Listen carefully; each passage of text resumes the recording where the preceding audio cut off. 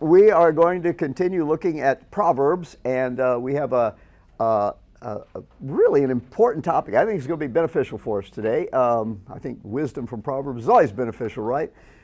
In James it says, if you lack wisdom, ask the Lord. And I go, if you lack wisdom? I always lack wisdom. I always need wisdom.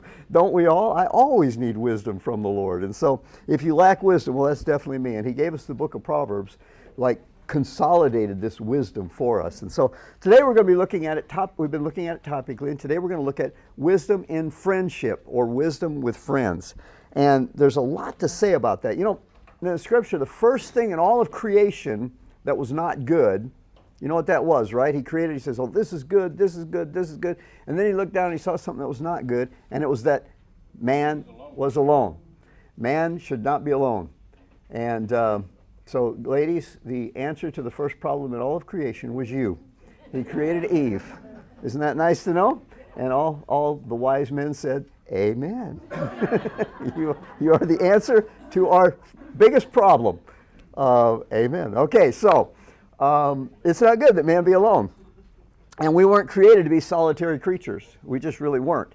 And of course, evolutionists would say, well, that we evolved that way because we found we were more effective in hunting in teams, and we could fight off the saber-toothed tigers more if there were more of us. And it's like, that's just goofiness. The reason we were not meant to be solitary is we were created in the image of God. And he is not a solitary person. There was never a time when he was by himself. And heaven is filled with multitudes, 10,000 times 10,000, it says one where, uncountable thousands, it says in Hebrews, of the angels. And then there's animals up there. I mean, the Bible, they call them beasts, creatures, flying creatures. Heaven is just a very active place. There's a lot of stuff going on, a lot of creatures up there. And when I say he was never alone, well, how do you know that? Because he's Trinity. He is one God in three persons. And so we don't understand how all that works, but even before he created all these other things, he was a God that is surrounded with relationships. And so he created us in his image, and so we were never intended to be solo creatures either. I mean, even the Lone Ranger, we always talk about the Lone Ranger. There's no Lone Ranger. Even the Lone Ranger had Tonto, right? He wasn't out there by himself on the plains. He had one with him. So God saw that it wasn't good that man be alone, and so he created Eve, and immediately the two of them set off to get into trouble, right? Didn't take them long, right? And so they got into trouble together. And isn't that the way it is? Sometimes our friends are the ones getting us into trouble, right? We were doing okay until that friend came along, and man, then we just get into mischief together, right? When I was involved as a school principal, I would interview new parents bringing the kids in and stuff, and I always thought it was funny because a lot of times the moms would be there and go, he's a good boy, he's a smart boy, he just associates with bad friends. Yeah, in the back of my head I'm thinking, well, first of all, if he associates with bad friends, he's not a smart boy. But second of all, my guess is that's what the parents of his bad friends are saying about him too. Oh, my son's a good boy. He just associates with him. He's the problem. It's always my friends that get me into trouble, right? It is amazing what two young guys, the stupid things they can do when they get together, right? Or to impress your friends, or to impress a girl, the dumb things guys will do. So we weren't meant to be alone, but sometimes our friends get us into trouble. And so in Solomon's book, in Proverbs, we see friends that it's good to associate with, and he gives us some that you need to stay away from as well. So we're gonna look at that. But here's the crucial thing about it. Adam walked with God. God would come down, it says in the cool of the evening, they'd go for a walk together. And I guess they would talk together. They would he was close to God like no man other than Jesus, who was God in the flesh. He was close to God, and yet it wasn't good that he be alone. The point of that is, no matter how spiritual you are, no matter how close to God you get, we still need other people in our lives. No matter how close you walk with the Lord, we need other people in our lives. And so he tells us clearly there are some that we should hang around, stay with, look for, seek out for friends, and there are some that we need to stay away from. So we're just going to see what he has to say in Proverbs. And even the world is aware of this principle. Let me just share some quotes that I like. You've probably heard this quote from Jim Rohn, maybe. He says, you are the average of the 5 people you spend the most time with. Yeah, I know. That's discouraging, isn't it? Look at some of your friends. You go, oh my goodness, I'm the average of those 5? I need to find better friends, right? You know. So that's one. Another one. And I'm affecting someone's average as well. Well, that's true too. So some of us are bringing other people's averages down, right? You know. Hopefully for better. Hopefully for better. But that's a good point. We are affecting other averages. So here's another one. Show me. You probably heard this one. Show me your friends, and I'll show you your future. A lot of truth in that one, huh? I like this one. It says, if you're always the smartest guy in the room, you need to find another room. We need to be around people that are challenging us and smarter than us and wiser than us, to challenge us, to lift us up. You know, don't always be the smartest person. Find people that are going to challenge you and lift you higher. And then there's an African proverb, and I used to say, I know this is an African proverb because I read it on Pinterest, and it said it was an African proverb. But we do orientations where we have missionaries come in from around the world. We're teaching them and training them in missions. And actually had some folks there from Africa, and at the end they came up and gave it to me in Swahili. They said it is an African proverb. So it really is an African proverb. And I'm not going to read it to you in Swahili because I couldn't even pronounce it. But it says this: if you want to go fast, go alone. But if you want to go far, go with others. And I think most of us, we don't want to just get there fast. We want to go far in life, not just fast in life. Fast will wear you out. We want to go far. So the fact is, we need others. We need them in spite of the fact that sometimes they get us into trouble. We need them for comfort when we fall down, somebody to help us, somebody to pick us up. We need them for counsel, somebody to talk to, somebody to bounce our ideas off of. And sometimes we need them for correction as well. Oh my, comfort, counsel, correction, 3 C's. I see an outline coming on here. So that's what we're going to look at, what Scripture has to say about these kind of friends. And you know, it's interesting, Jesus sent the disciples out 2 by 2. And I look at that and I say, well, that's not the most efficient. They could have covered twice as much territory if they went by themselves, right? Gotten twice as much done if they'd gone by themselves. But he was following the wisdom of Ecclesiastes, which was written by Solomon, but Solomon was obviously following the wisdom of Jesus, of God, the Father, and so it's kind of this circular thing. When he said this in Ecclesiastes, 2 are better than 1 because they have a good return for their labor. Maybe he was even thinking about when he was going to be sending those disciples out, when he had Solomon write this one down. If either of them falls down, one can help the other one up. But pity anyone who falls and has no one to help them up. I always think of this story, and I don't know where I heard this story, read this story, I don't know, but it impacted me. And it was of this picture of a plow horse. And this plow horse one day, you know, it's at the end of the day, and he's tired, and he's out there munching on his oats in his little corral. And he looks up on the hill over there. He sees this Mustang up on the hill, you know, silhouetted in the sun. That Mustang rears up and lets out a joyful sound and just trots off. And that plow horse is thinking, man, that would be so nice. You know, the liberty, the freedom, you know, I can go anywhere I want to go, do anything I want to do, and all this hard work during the day. And here I am in this little bitty pen at the end of the day. And he just thought about that. And, well, weeks went by, months went by, and then the winter came. And he's in his barn, out of the snow, munching on his oats, and he looks out and he sees up on that same hill, that same Mustang, but this time the Mustang's not rearing up and running. He's got his head down. You can see his bones showing a little bit on his side, and he's nuzzling through the snow trying to find something to eat. And all of a sudden that plow horse realized, maybe this isn't such a bad place to be.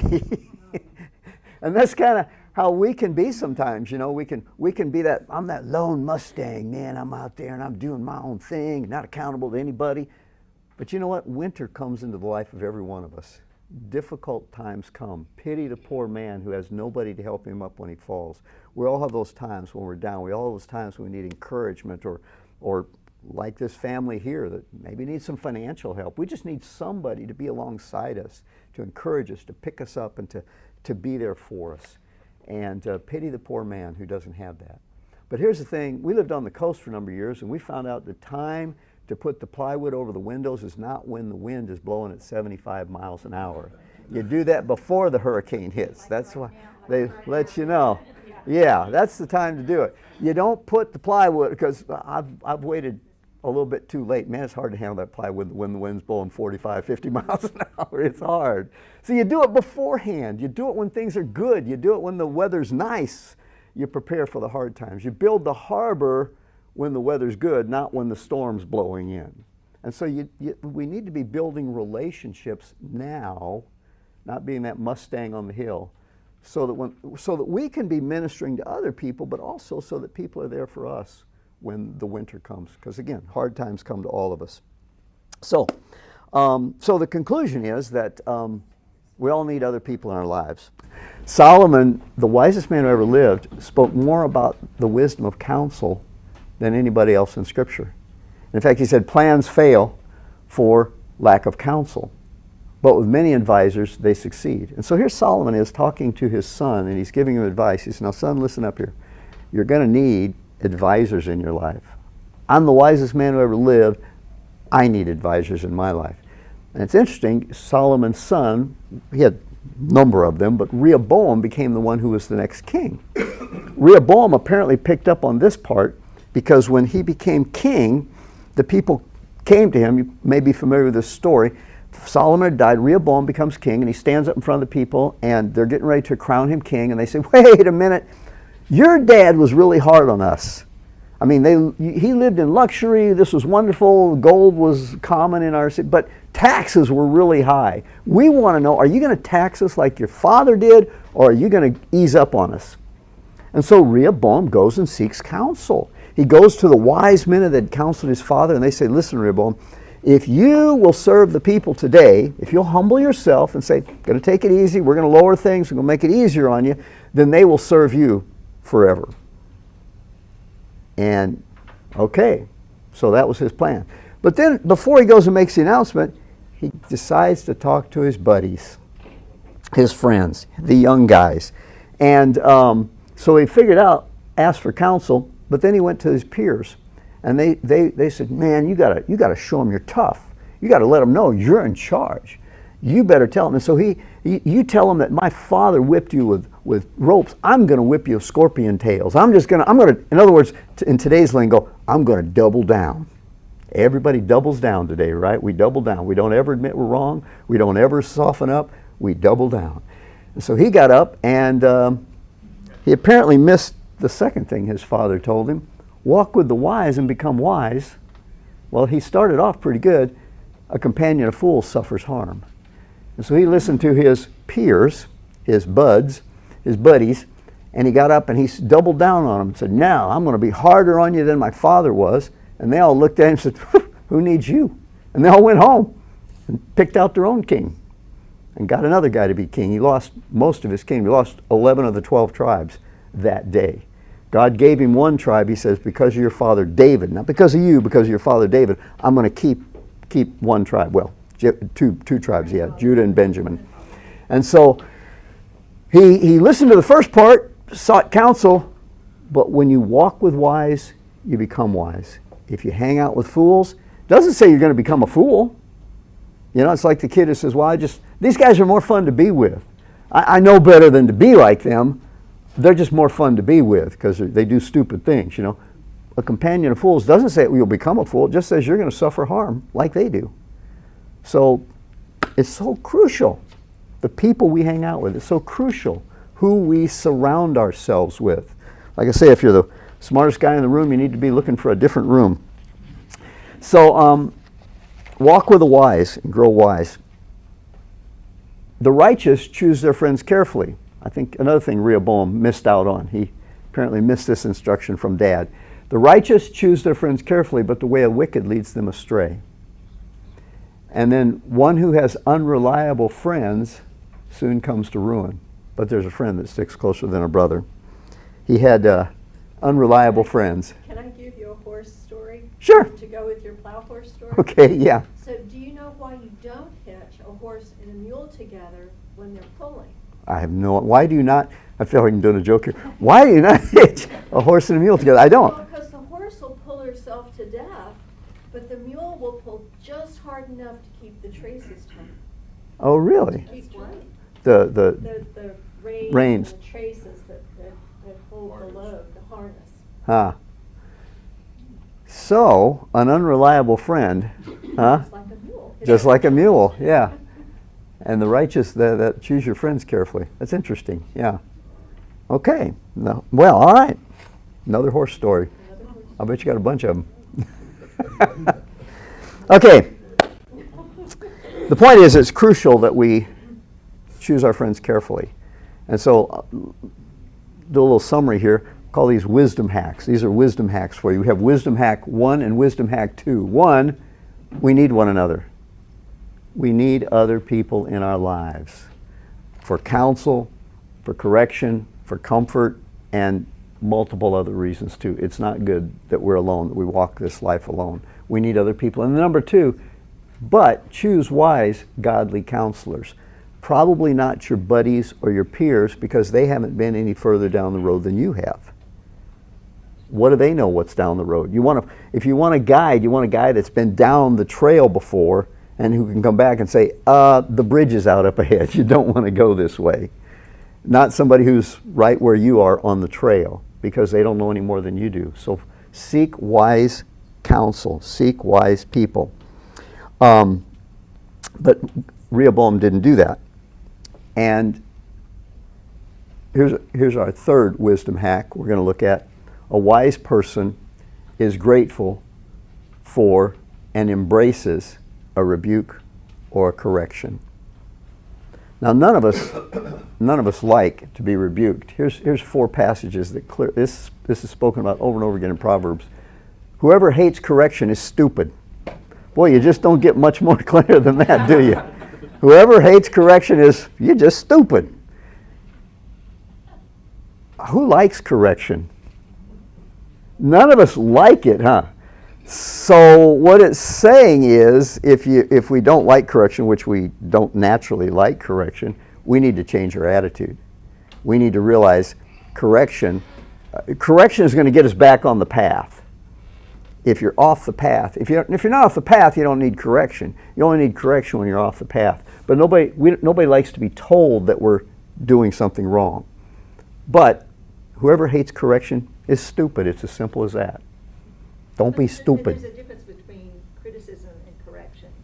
Criticism is you have to take it and say, okay, evaluate it. Is this a correction, or is this just some kind of critical spirit they have? And then if it is, yeah. Yes, that's true. Correction and criticism. However, we'll get to this. Criticism, we'll talk about that in a minute. Criticism, in fact. Read more. Mockers resent correction, so they avoid the wise. I had a friend. He's still a friend, but he would be classified as stupid. He was telling me, well, I don't want to go talk to them because I know what they're going to tell me. He didn't want to hear that. He knew what the right road was, and he didn't want to hear that, even though he knew what the right road was. So I don't want to talk to them because I know what they're going to tell me. And then he told me one time, too, he says, he was counseling another guy, not counseling an official guy. We were just at this men's breakfast. He says, oh, just go do it, man, and then your wife, you ask forgiveness later, she'll have to forgive you because she's a Christian. that was his attitude, right? That was my friend. He's still a friend, but but I don't hang around with him very much because whenever I'm with him, I'm the smartest guy in the room. Okay. Anyhow, okay. Whoever listens to a life-giving rebuke, okay, so the one guy avoids the wise. Whoever listens to a life-giving rebuke will be at home among the wise. I feel comfortable here because I know these people are going to tell me if I'm doing something wrong. They're going to rebuke me if I'm doing something wrong. They're going to correct me if they see me doing something stupid. If they see me walking over a cliff, I feel right at home here because I feel like people care about me. That needs to be the attitude we have. And then Proverbs 9:8, do not rebuke mockers or they're going to hate you. Rebuke the wise and they will love you. Which, if you need to rebuke somebody and you do it in this kind and polite way as you can tell if they're wise or they're a mocker by their response. Now, sometimes it takes a while for us to adjust our response because of the way it's said, and I think that's where we can get into the criticism or correction. Because, well, critics can be your best counselors, actually. Because usually what they say has at least an element of truth in it. And so even when we're criticized, even if the rebuke, correction, criticism, whatever term you want to use for it, even if it comes across not in the right heart or in the right spirit or in the right attitude, you still, a wise person is going to say, I wonder if there's some truth in that. I love the story about Abe Lincoln. I don't know if you know Stanton, a guy named, I think it was William Stanton, was his Secretary of War. Secretary of Defense today we would call it. He was the Secretary of Defense. This is the Civil War. They're in the middle of a horrible war that was tearing our nation apart. And Stanton was always critical of him, of the president. He just would just shoot off criticisms, called him a buffoon, called him idiot, with a few other expletives in front of that. And one time somebody was really upset that the Secretary of War, Secretary of Defense, was speaking so publicly and negatively about the president. So they went to Lincoln and they told him, they said, you know, Mr. Stanton says you're a blithering idiot. And he says, well, Mr. Stanton is entitled to his opinion. And then he sat back in his chair, he says, but the thing that really concerns me is oftentimes Mr. Stanton is right. I just let it go, you know. Maybe I am a blithering idiot, you know. Who knows, you know. We can learn from our critics. They can become our best friends if we are wise enough to go ahead and let's listen to it. You got to get over the emotions of it because, you know, initially we want to rise up and fight back, get over the emotions of it, and then go, okay, let's evaluate this. Is there some truth in this? Because there might be. We had an applicant who recently applied for a position we have at Commission Every Nation. On the application, we just asked if there's anything else you want to tell us, and she said, some people say that I'm irritating, but I'm not. If people say you are, you are. You may not be to you or to your, but to them you definitely are, okay? So there's some wisdom that we can pick up even from our critic. Look for an element of truth in it, see if there's any truth in it. And you may have to ask your wise friends, is there any truth in this? Because often, the reason we call things blind spots is we can't see. We cannot see it, you know. I cannot see my ear as hard as I might try. It's not there, and so I need somebody else to tell me, yeah, there's something on it or there's something there. You know, I pastored for a number of years, as most you know, and one of the policies I had, people would come to me, well, you know, folks are saying, I'd say, wait. I need you to tell me who's saying it or don't tell me. Right. Well, I can't do that. Then don't tell me. Yeah. Because if I cannot evaluate the source, then I don't need to hear it. Because I need to know, is this a person who's just always grumping and always complaining about things? Or is it somebody whose opinion I value? Are you coming to me with what a fool says? And I don't mean that ugly, but that's a biblical term. Are you coming to me with what a mocker says? Or are you coming to me with what a wise person says? Probably a mocker, because the wise person would do what Bible says, and if you have aught against your brother, you go talk to him yourself. They wouldn't go talking to everybody else. A wise person doesn't do that. They go talk to the source, because nobody else can solve the problem. Only the person that you have something against or that you have a problem with. And so I'd always say, if you can't tell me who it is, then I don't want to hear it. And it saved me a lot of grief, I believe, because I knew many people who were always running around trying to stomp out little fires that fools had started over here saying this and saying that. I go, ain't nobody got time for that, right? So, all right, here's another one that ties in with what we've just said. Sometimes your friends will say things that hurt, but wounds from a friend can be trusted. An enemy, oftentimes a false friend, will multiply kisses. And that's what, you know, I've had guys tell me before, man, the people in the bar are better friends of mine than anybody in the church. I said, that's because they're just going to tell you what you want to hear, man. They're multiplying kisses in biblical terms. They're just sweetening up to you, saying what they know you want to hear. You know, they don't care if you jump off that cliff because they don't really care about you. There'll be somebody else to sit on that stool when you're gone, you know, and so they don't really care about you. Right, Keith? They don't care about you. And so find friends that will wound you when you need to be wounded, that will tell you, they need to tell you things that you maybe don't want to hear, but that you need to hear. And then we need to be wise enough to learn from that and listen to that and not say, well, what's wrong with you? You know, that's wounds from a friend can be trusted. And then as iron sharpens iron, so one person sharpens another. How do you sharpen a knife? The way you sharpen a knife is through heat and friction. You're not going to do it on something. You can't sharpen a knife with cotton balls, right? It takes friction and heat, and that's how you sharpen it. And that's how we are sharpened. And so if everybody agrees with you, if everybody you ever hang around with agrees with you, you're not going to be growing, you're not going to be changing, you're not going to be sharper. Okay, here we go. That's a little problem we have in our society today. We won't listen to people who disagree with us because it's not like they just disagree with us. They're idiots, right? They're not just idiots. They're evil idiots, right? And that's kind of the mentality we have. Instead of being able to listen to people and say, so can you explain to me why you've come to that conclusion? Why do you think, silly ones, why do you think men can get pregnant and have babies? Can you just explain that to me, how you came to that conclusion? And then the best thing you can do is just keep asking questions. Who is this? Francis Schaeffer said that there's only one philosophy or way of life in the world that is consistent from beginning to end, and that's Christianity. Every other philosophy, every other system of thinking has flaws in it somewhere. Changes all the time. And the only way to get to those flaws is to continue to ask questions. And if you'll begin to ask questions and just, how did you get there? Well, why is that? Why is that? Eventually they're going to hit a flaw in that system of thinking, and you probably aren't going to change somebody's mind because you've already raised up their defenses, but at least you can send them away with a thought that doesn't make sense. You don't have to say that, but I thought that was a great way of dealing with it. Just ask questions. Don't try to change their mind, just ask questions. And if you'll ask questions, every single philosophy, every single way of life, every single religious system in the world has a fatal flaw in it somewhere. And questions will get you to that fatal flaw. If you just keep asking questions, I'm interested. Tell me how you came to that conclusion.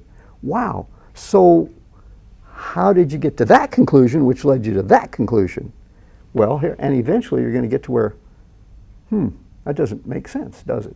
So, okay, one person sharpens another, and that's one way we can sharpen others. So again, critics can become our best friends,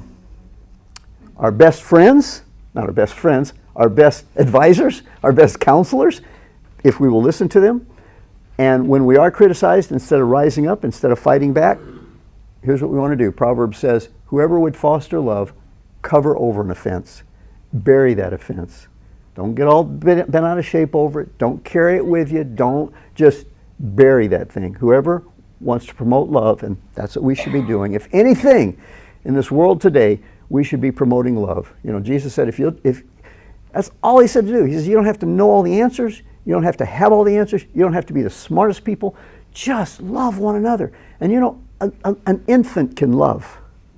Little kids can love. A child that may have, or an adult that may have severe handicaps, or whatever the proper politically correct term is now, can still be very loving. Disabilities. We can all be loving. We may not be, you know, the math genius, we may not have the rhetorical abilities, but we can all be loving. And that's all he's called us to do. And so he says, if you want to promote love, foster love, which we should all be doing, if we'll just do that, I think it's going to make a major difference in the world. Foster love. Pardon? Animals can love too.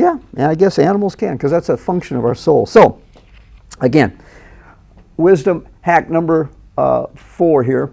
Here's something I need to be reminded of too. Sometimes we need to be the friend that wounds somebody else. There's a time to speak and a time to be silent. Again, Solomon, but in Ecclesiastes, a time to speak, a time to be silent. There's a time when I need to just be quiet and not point things out. But there's a time to speak. Well, how am I going to know the difference? Well, first of all, if it's not an area of your authority, you don't be speaking into it. But if it's a friend, there's a love relationship there. There's a caring relationship there. There's a time to speak into it, and God will give you the time. If you lack wisdom, what do? Ask of the Lord. Lord, let me know. Should I say something at this time? Should it be another time? How should I say this? When should I say this? And so that sometimes we all need to be that friend that's a true friend who will wound another. There's a time to keep silent. Whoever rebukes a person will in the end gain favor rather than one who has a flattering tongue.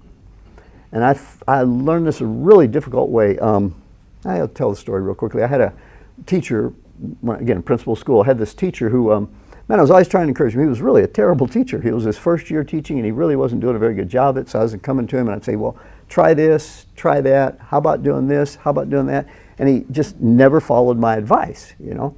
But I was trying to encourage him. It actually was more of a flattering tongue. But I never really rebuked him and said, dude, you know, you're going to have to change, or I'm not going to be. Came the end of the year, came time to renew the contracts, and I just went to him. I said, I can't renew your contract. He goes, what? I said, you've been just doing it. You're just not doing the job. What? You never told me. I said, man. And I'm thinking, well, you know, I never did just flat say, you are doing a terrible job. I was always trying to encourage him, well, hey, give this a try. Hey, give that a try. Hey. And I never just flat out said to him, I never really rebuked him. And he was offended by that I fired him without telling him, without warning him. And I realized, man, I've just got to be up front. And if I had just told him right then, if things don't change by the end of the year, I'm not going to be able to rehire you. I wouldn't have gained favor right then, but maybe in the end I would have. So there's a time that to really be fair to other people, we just have to speak plainly and bluntly. And so this one is one that I've memorized, and I apply that to my life now. Okay, this is one of those times I'm just going to have to speak very bluntly and very plainly. There's a time to speak, time to keep silent. Okay, this is one I'm going to have to just speak on, and whatever comes of it, comes of it. But it's better than a flattering tongue. Does that make sense?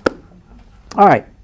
So again, wisdom hack number 4, and we're just going to conclude with this. Here's some people to avoid. Avoid angry people and gossips. And just real quickly, do not make friends with a hot-tempered person.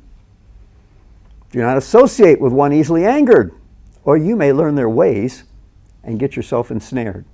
A perverse person stirs up conflict, and a gossip separates close friends. You don't want somebody in your circle that's going to be separating people and stirring up conflict and dissension.